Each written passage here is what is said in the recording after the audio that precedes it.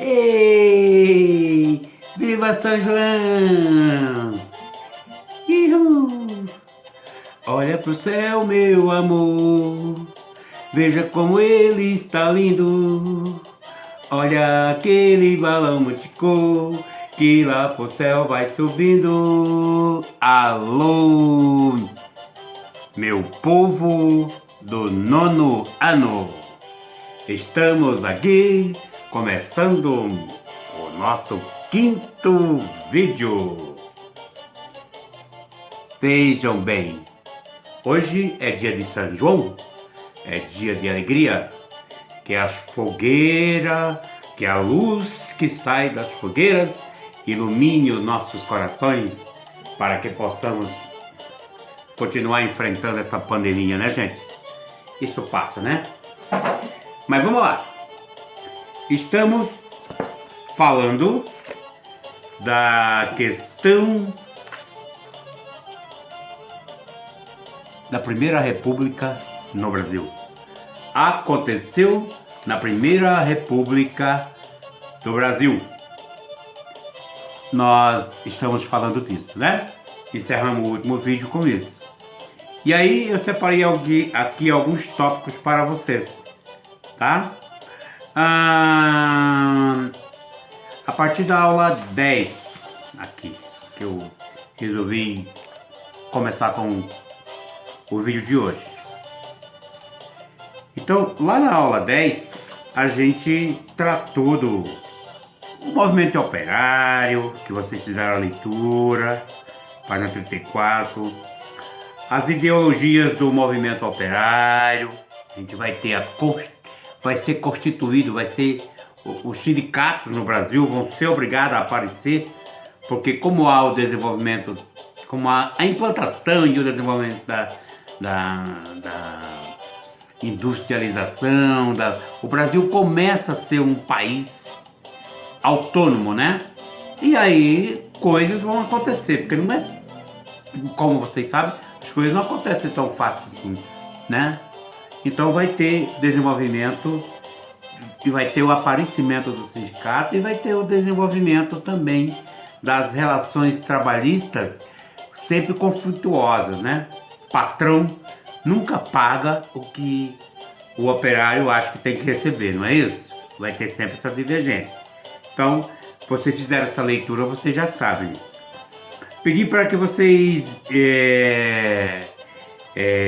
lessem sobre a greve de 1917, já teve uma greve em 1917, e também, na greve de 1917, o pessoal já reivindicava a luta pelas 8 horas de trabalho. A gente já explicou sobre isso também, mas teve também um grande acontecimento no Brasil, que foi a Feira de Arte Moderna, né? Tudo isso vocês fizeram essa leitura. Bom, gente, naquela aula 10 eu defini para vocês o que é ideologia. Ideologia. De vez em quando vocês estão escutando isso na mídia aí, lá em Brasília, os esquerda, direita, né? Aí isso é ideologia. Um dizia ideologia não existe mais. Você sabe o que é ideologia? Defini para vocês ali. O senso comum entende ideologia como um simples conjunto de ideias ou uma idealização sobre algo. Porém, a ideologia é muito mais do que isso. Podemos conceituar a ideologia de duas formas: a visão clássica e a visão crítica. Na visão clássica, o termo tem o significado de uma espécie de ciência capaz de organizar metodicamente e estudar rigorosamente o conjunto de ideias que formam a intelectualidade humana. E a visão crítica? A ideologia é uma ilusão criada por uma classe para manter a aparente legitimidade de um sistema de dominação. Vejam, até na hora de definir a ideologia tem um antagonismo aí, né? Uns acham isso e um outro acha outra coisa. Mas o fato é que ela existe.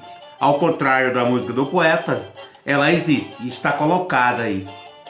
Aí cabe como é que você vai entender e como é que você vai vivenciar. Cabe a sua compreensão. Obtenha dados, leia, estude, pesquise. Isso é uma coisa que você, ao desenvolver a sua leitura, ao vivenciar na sua vida diária, aí você vai compreender, tá? Você, quando atingir a sua fase de adulto, que é daqui a pouquinho, né? Você vai participar da vida do trabalhador. Você vai vivenciar. Você vai sofrer na carne, ou você vai se alegrar na carne também pela sua vida profissional. Lá você vai entender. Mas na vida intelectual, falou a intelectualidade, não falou? Quanto mais você estuda, quanto mais você pesquisar, você vai ter a tua própria ideia.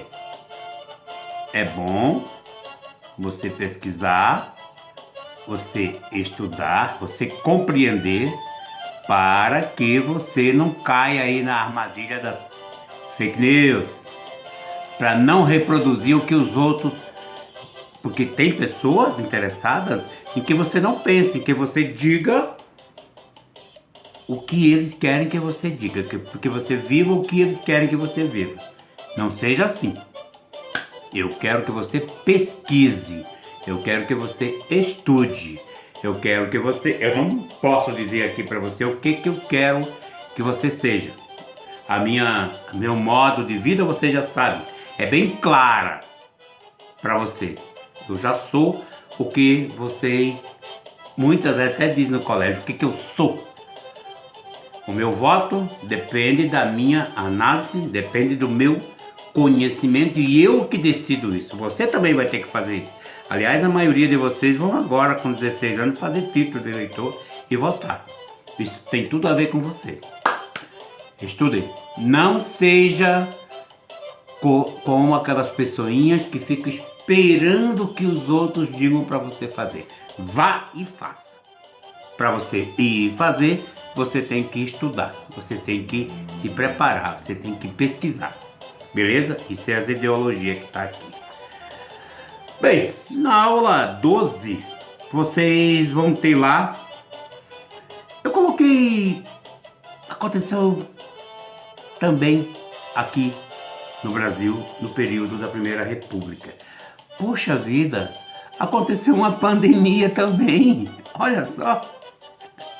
Aí eu coloquei um texto para vocês aqui, de um escritor, embora eu não seja nascido no Paraná, mas podemos dizer paranaense.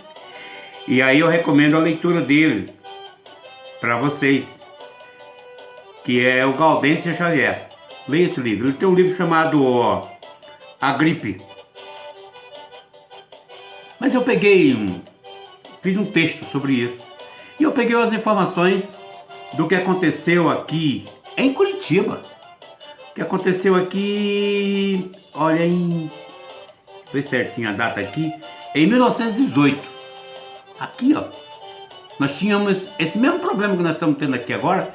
Todo dia o governador vem a cada semana na TV e diz alguma coisa. O secretário de Saúde do Estado do Paraná, o Beto Preto, ele vem e explica um monte de coisa e diz o que tem que ser feito. Pois bem, lá em 1918 nós tivemos uma pandemia hoje chamamos coronavírus, Corona-19, né? Covid-19, não é isso? Naquele tempo foi a gripe espanhola. Hoje diz que é a gripe chinesa. Naquele tempo, há 100 anos atrás, foi a gripe espanhola. E olha, ela matou 384 pessoas em Curitiba. Eu fiz o texto para vocês. Está escrito, bem escrito ali no texto, tá? E aí uma dada interessante, vocês vão... Porque quando a gente lê coisas antigas do nosso lugar, a gente vai descobrindo coisas. Por exemplo, deixa eu olhar aqui, ó. O prefeito naquela época, o Greca daquela época, era João Antônio Xavier, certo? E o Beto Preto naquela época, ou seja, o cara que cuidava da saúde naquela época, eu tinha aqui, deixa eu ver o nome dele aqui, acho que era Jaime Reis, mas eu não estou encontrando aqui. Mas vocês vão compreender aqui, vocês vão ler aqui, vocês vão perceber.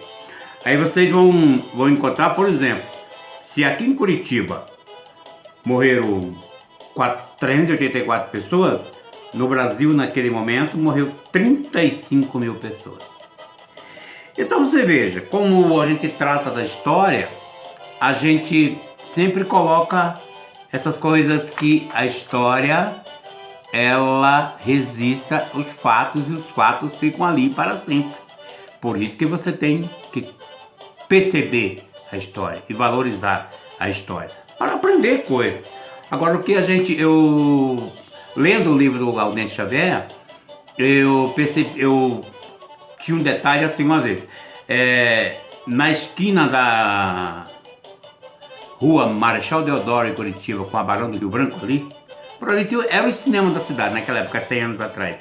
E o pessoal reclamava porque ali houve uma concentração de pessoas que queriam ir para o cinema e não podia, esse prefeito impediu. Então é a mesma coisa, eu vi o pessoal que for aí no Bar do Sol ali, né, que perto de nós, que no outro dia todo mundo, dono de bar, falando mal da secretária da saúde de Curitiba, né, porque estava fechando eles e tal. A mesma coisa, 100 anos atrás também o povo reclamava, porque as pessoas que querem lucrar, as pessoas que perdem a espiritualidade, ou sei lá, não acreditam no que está acontecendo, sempre quer ganhar dinheiro. O capital sempre quer capital. O capital quer sempre capital. E não respeitam muitas vezes a individualidade da pessoa, a vida, né? Muita gente fica se preocupando. Ah, mas a fábrica vai quebrar, não sei o que, vai quebrar, porra.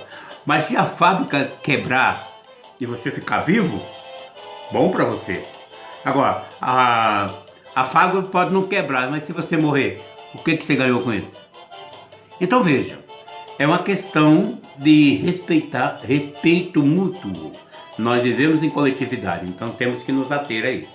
Por falar nisso, fiquei sabendo que aí no entorno do Itatiaia, do nosso colégio aí, tem uma molecada aí soltando pipa. Isso não pode, gente. Isso não pode. Olha, Curitiba na última semana aí triplicou o número de pessoas. O nosso número de leitos está zerado para público. Para quem tem convênio, não. Tem ainda alguns leitos aí. Se eu não me engano, é 35% para quem pode pagar plano de saúde. Agora, para quem não pode, que é a maioria do povo, está zerado. Então vamos nos ater a isso. Então, gente, mas voltando ao que aconteceu durante a Primeira República nossa, falei para vocês daquelas revoluções que aconteceram também no período de implantação dessa república, né? Nós temos no Museu da Lapa algumas coisas. Quem tiver a oportunidade de ir na Lapa, aliás, eu dei um trabalho, inclusive, já sobre a Lapa para vocês, né? Procure lá no museu, quem for lá. Eu acho que poxa, eu já fui lá, fiquei quanto tempo na Lapa, gosto muito da cidade da Lapa. É o Casa dos Panteões, uma coisa assim. Não me veio o nome agora. Mas lá no livro tem isso para vocês. Vejam isso. E aqui todo mundo já ouviu falar do Contestado, não é isso? O Contestado tinha um líder, um beato, o José Maria. Todo mundo, os mais velhos aí, sabem contar algumas histórias desse beato. E o governo, naquela época, já falei isso da outra vez também, um tal de Afonso Pena. Já ouviu falar em Afonso Pena?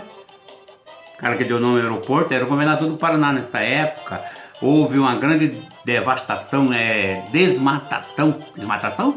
Tá certo essa palavra? Acho que não, né? Mas veja aí.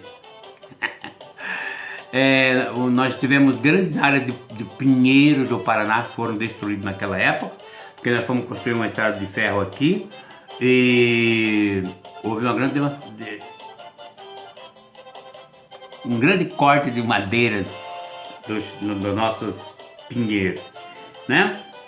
E, enfim, Este período vem até 1930, que em 30 vai ter a segunda, a gente chama de Segunda República, porque vai chegar Getúlio Vargas. Aliás, é o nosso próximo assunto. Mas então, encerrando aqui a Primeira República, eu dei algumas pinceladas aqui do que foi aquele momento. Do que foi aquele momento. E coincidentemente, dentro desse período, houve uma pandemia também chamada gripe espanhola. Leia o texto que está lá, que estão lá, e faça os exercícios, tá, gente? Não esqueça de fazer os exercícios. Não deixe para amanhã, porque estamos agora começando o segundo trimestre, mas para depois você não ter problema, beleza?